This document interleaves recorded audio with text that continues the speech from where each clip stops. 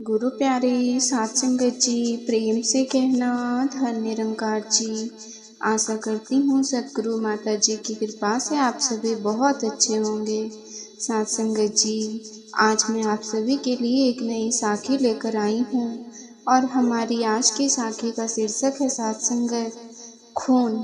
चलिए सुनते हैं साथ संगत आज की ये साखी। साथ संगत जी, साधना जी ने नाश्ता कर लिया था और अब वो बहू के लिए गर्मा गर्म नाश्ता बना रही थी। साथ संगत उनकी बहू साथ संगत नंदनी खुशी खुशी नाश्ता कर रही थी। साथ संगत उसने कभी सोचा भी नहीं था कि ससुराल में उसे सास खाना बनाकर खिलाएगी, लेकिन ससुराल आने के बाद से जब सास ने उनका इतना ज़्यादा ध्यान रखना शुरू किया तो उसे बहुत अच्छा लगने लगा। साथ संगत तभी सामने से कांता जी चलती हुई घर के अंदर आई। साथ संगत कांता जी को देखकर नंदनी ने उन्हें नमस्ते किया। साथ संगत उसी समय साधना जी एक और गर्मा गर्म रोटी उसकी प्लेट में रखते हुए बोली कि बहू एक रोटी और खा लो। साथ संगत ये दृश्य देखकर कांता जी हैरानगी से बोली, अरे भाभी, आपने तो बहू को सर पर चढ़ा रखा है, क्या बहू को वैसे रखते हैं? तो साथ संगत साधना बोली, इसमें सर पर चढ़ाने वाली कौन सी बात है? बहू ने मुझे गर्मा गर्म नाश्ता खिलाया तो मैंने सोचा कि मैं भी इसको गर्मा गर्म नाश्ता खिला देती हूँ।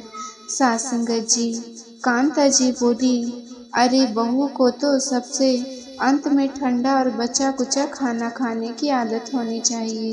साथ संगत ऐसे बहुओं की आदत नहीं बिगाड़ना चाहिए, वरना ये तुम्हारे सर पर चढ़कर नाचेगी। साथ संगत जी, साधना जी बोली, मुझे यह सब सिखाने की कोशिश मत कीजिए दीदी, और मैं तो आपको भी यही कहती हूँ कि जब आपकी बहू आए तो आप भी उसके साथ प्यार साथ संगति भरा रिश्ता बनाने की कोशिश करें। बहू के साथ बुरा व्यवहार करके अपना बुढ़ापा खराब मत करना। साथ संगत जी, कांता जी भड़क गई और कहने लगी, अरे मेरे ही घर में मेरे बहू रहेंगे तो उनको सेवा करवाने के लिए मुझे तुम्हारी तरह बहू की नौकरानी बनाना है। साथ संगत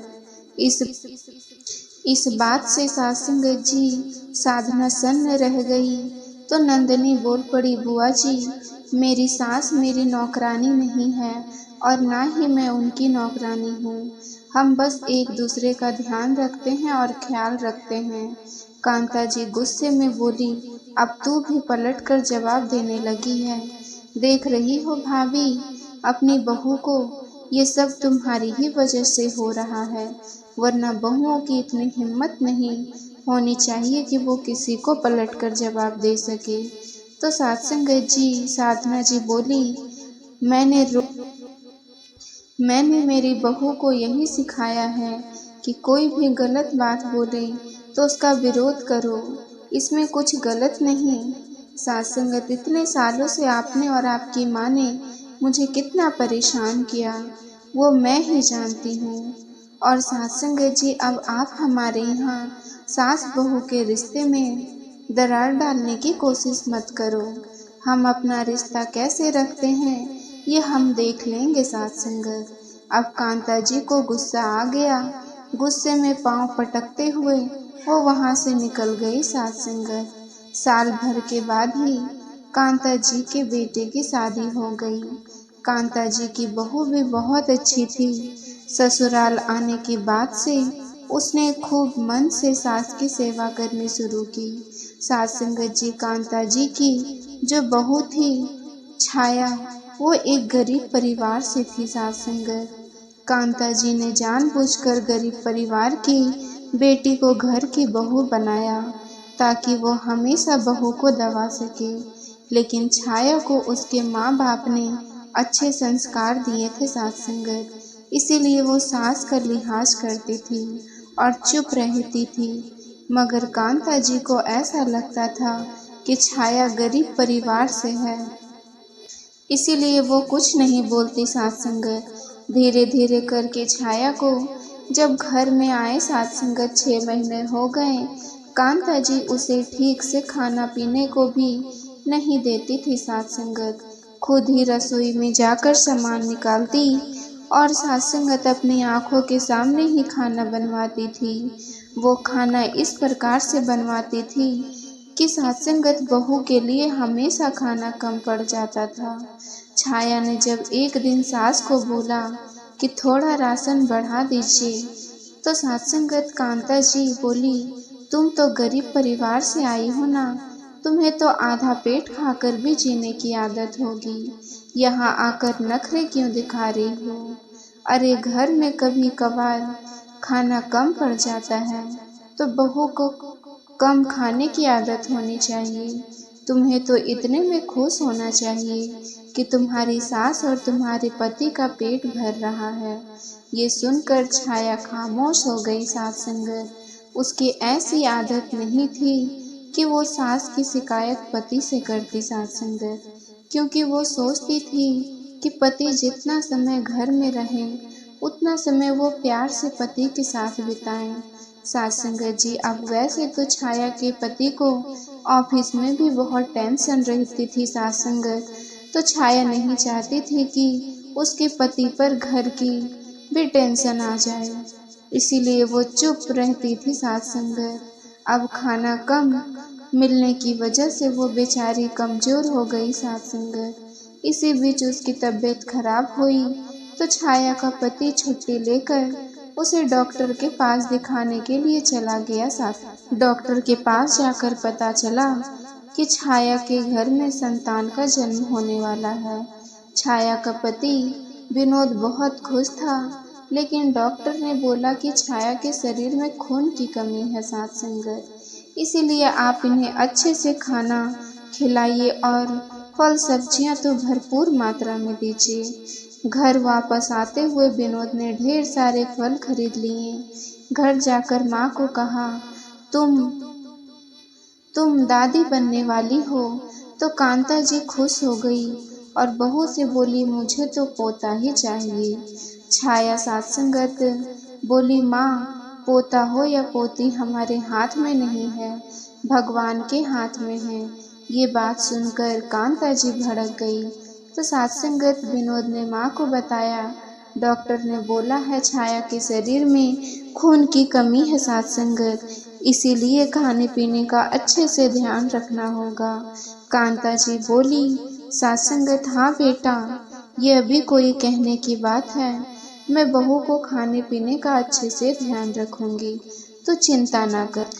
सात संगत जी अच्छे से ध्यान रखूंगी तो चिंता ना कर। छाया को लग रहा था कि वह संतान को जन्म देने वाली है तो उसकी सास उनका ध्यान रखेगी, उसे अच्छा खाने पीने को देगी, लेकिन अभी भी हालत वैसे ही थी। सात संगत उसके लिए जो भी फल आता था वो सास अपने कमरे में रख लेती और सारे फल वो खुद ही खा जाती थी। बेटे के सामने वो बहू का ध्यान रखने का नाटक करती थी, लेकिन जब बेटा ऑफिस निकल जाता था तो कांता जी असली रूप में आ जाती थी। उन्हें लगता था कि वो जिंदगी भर अपनी बहू को यूं ही दबा कर रखेगी। सात संगत जी छाया धीरे धीरे और कमजोर होती जा रही थी, उसकी हालत बिगड़ रही थी। तो सात संगत विनोद को चिंता होने लगी। उसे समझ नहीं आता था कि छाया कमजोर क्यों हो रही है। एक दिन उसने छाया को बोला, तुम फल तो खाती हो ना? अब छाया से चुप नहीं रहा गया और छाया बोल पड़ी, माँ जी सारा फल अपना कमरा में रखवा लेती है और खुद खा जाती है। सात संगत विनोद झटका लगा। सात संगत विनोद बोला, ऐसा कैसे हो सकता है?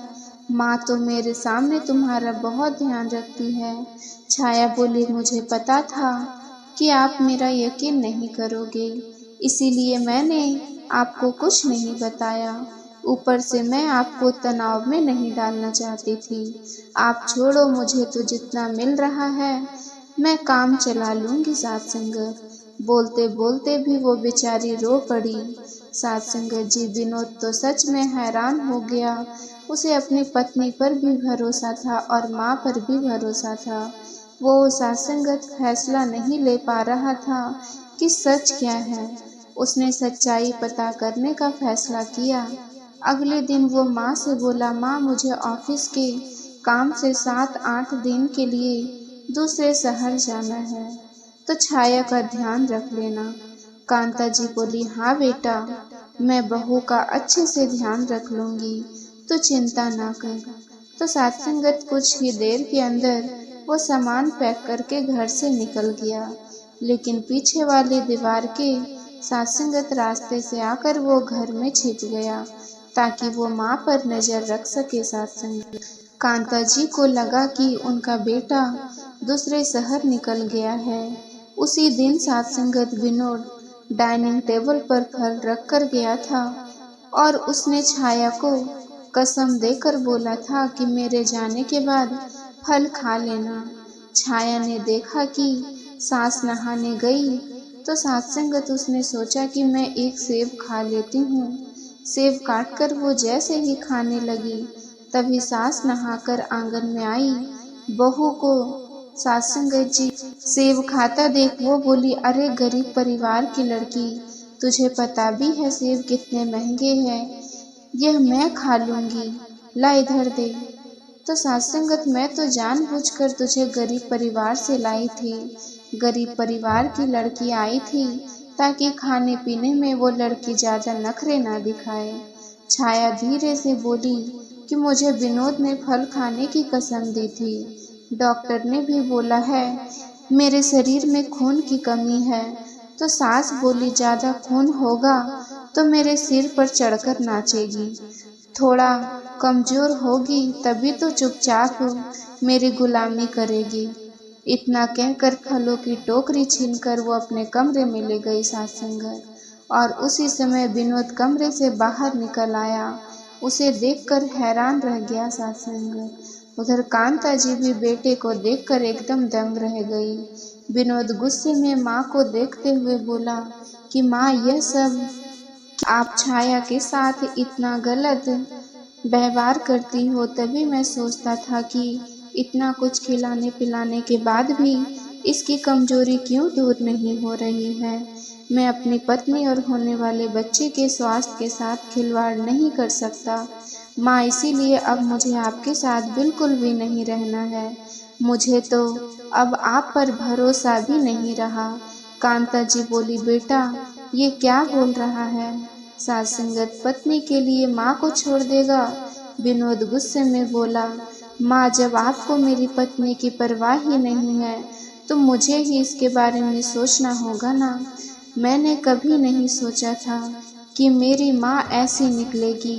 कहते कहते वो रो ही पड़ा। सात संगत कांता जी गुस्से में बोली, ये मेरा घर है, मेरे घर में जिस चाहे जैसे रखूं वैसे रखूंगी, तू इतना क्या बोल रहा है। औरतों की खून की थोड़ी बहुत कमी तो होती रहती है, इसका मतलब ये नहीं कि पत्नी के लिए तू घर छोड़ देगा। सात संगत जी विनोद हाथ जोड़ते हुए बोला, माँ, ये बात आप नहीं समझ रही, लेकिन ये गलत है और मैं गलत का साथ नहीं दूंगा। अभी भी आप यह नहीं कह रही कि आगे से मैं ऐसी गलती नहीं करूंगी, बल्कि आप अपने आप को ठीक कर रही है। सात संगत जी, इसीलिए मैं अपनी पत्नी और बच्चों की सुरक्षा के लिए घर छोड़कर जा रहा हूँ। कांता जी बोली, जा चला जा, तुझे रोका किसने है। सात संगत विनोद हैरान था। उसे लगा था कि उसकी माँ बोलेगी कि आगे से वो ऐसा नहीं करेगी और वो भी उन्हें तो जाने को बोल दिया। अब टूटे हुए मन से किराए के मकान की तलाश सात संगत विनोद करने लगा। और इधर